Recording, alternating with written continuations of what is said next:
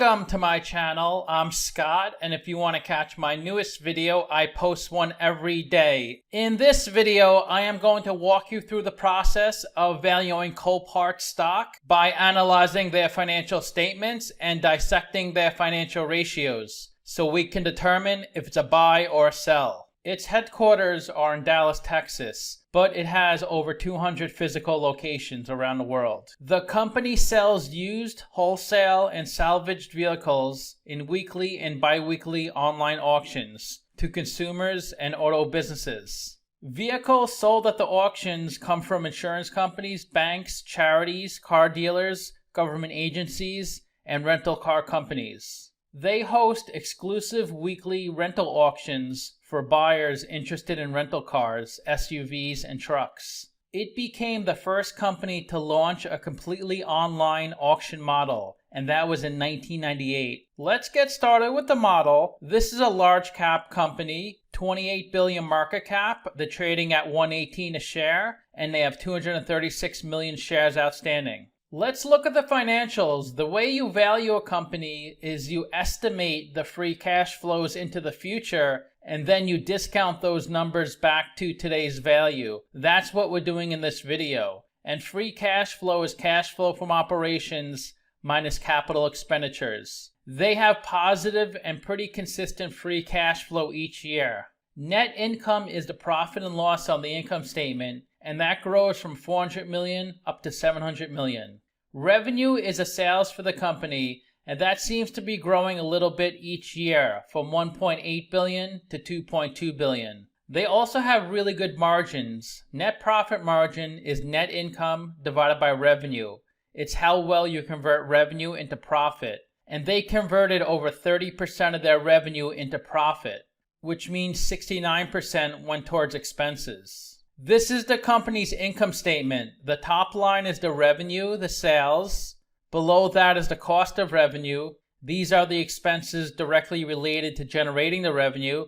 Examples are cost of materials and cost of labor. The difference between those two numbers is their gross profit, and that's at $1 billion in the trailing 12 months, up from $760 million in 2018. Below that is operating expenses. Examples are marketing, insurance, and depreciation. Below that is operating income, and the company has positive operating income every year. Below that is the interest they pay in their debt, and below that is other income and expenses. This is usually impairments or other non-operational gains and losses. Below that is their pre-tax income, then their taxes. They had about $700 million of net income in the trailing 12 months. That's up from $600 million in 2019 and $400 million in 2018. So the company seems to be improving a lot each year. This is the company's statement of cash flows. The top line is operating cash flow. That's how much cash they generate from their operational business. Then you have capital expenditures, which are investments in property, plant, and equipment. Operating cash flow minus CapEx gives you your free cash flow. The company does generate a good amount of free cash flow. They are not issuing any equity or debt to run their business. They paid down over $200 million of debt in 2018. They repurchased $365 million of capital stock. When a company buys back capital stock, it decreases the shares outstanding, making your shares more valuable. So it looks like they're using their free cash flow to pay down debt and to buy back stock. The most important part of any business is their operating cash flow. If you cannot generate positive operating cash flow, you don't have much of a business. And this company generates lots of operating cash flow. You could think of operating cash flow as net income converted to cash, because net income is your accounting profit and loss. It's not actual cash. To calculate operating cash flow, you start with net income. Then you have to adjust that number for the non-cash items. The company passed through a $99 million depreciation expense. That brings down your net income, but it's a non-cash item, so it doesn't affect cash flow. They also passed through $23 million of stock-based compensation. Even though the company reported $700 million of profit, they actually generated over $840 million of cash flow. Let's look at their capital structure. $2.7 billion of equity, $500 million of debt. They're 84% equity, 16% debt. And their net debt is negative $80 million. They can pay off all the debt with the cash on their balance sheet and still have $80 million left over. And their WACC is 6.88%. And that's a discount rate we're going to apply to the future cash flows. We estimated 4 years of future free cash flows. We also estimated a terminal value, which is all cash flows past year 4, that's $18 billion. We discounted those numbers back to today using the weighted average cost of capital. We get a value of the company of $16 billion. We divide that by 236 million shares. And we get a calculated stock price of $68. They're trading at 118, so they're trading at a 74% premium. It's a sell according to the model. Simply Wall Street values the company at $78, so they're also saying it's overvalued. This is the stock price the last 5 years, so it looks like it's done really well. It seems to only go up. It did take a little dip, probably back in March, but it came way back up past its all-time high. They have a beta of 1.02, so the stock moves with the market. The stock has gone up 17% in the past 52 weeks, the same as the S&P 500. The 52-week low was 56, the high was 131. And the stock is trading above its 50-day and 200-day moving average. About 1 million shares are traded each day on this stock, and of the 236 million shares outstanding, 210 million are on float. 83% are held by institutions, and only 1.5% of the shares on float are shorted. If you invested $10,000 into this company 10 years ago, you would have had over $110,000 today. That's a great return on investment. That's an average annual return of 28%. Vanguard is the biggest shareholder at 9.5%. Then BlackRock.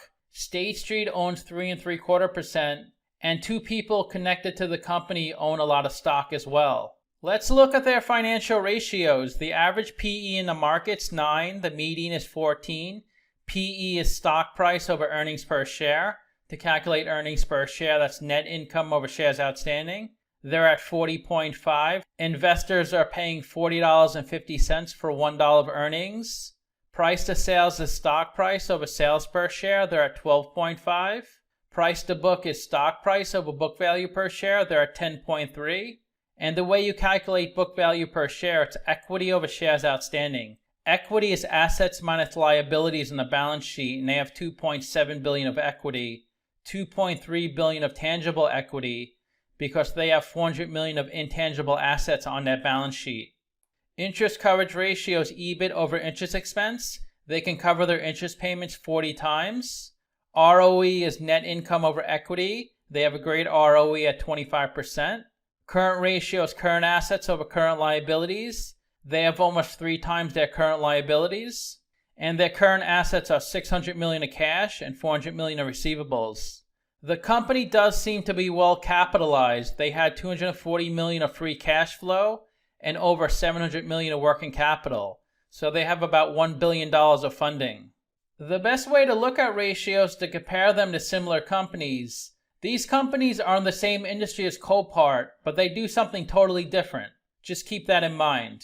So if Copart has a number in red, they're worse than the average. If they have a number in green, they're better than the average. So they're worse in all the price multiples, probably because their stock price has been driven up so much lately. But they're doing well in current ratio, ROE, debt, and market cap. So to summarize, I have them trading at a 74% premium. But this company has been around almost 40 years. They do provide a really unique product that I don't think anybody else can touch. This may not be such a great short-term hold. This could be a really good long-term play. I rank their free cash flows 4 out of 10 because they're not really growing. I rank their revenue 6 out of 10 because that's growing a little each year. And I rank their ratio 6 out of 10. They don't have good price multiples, but their other ratios are really good. So let me know what you think. Give this video a like, subscribe, or comment below. Also, if you'd like to get a custom valuation or just support the channel, you can become a member by clicking on the link in the description below. Thanks for watching.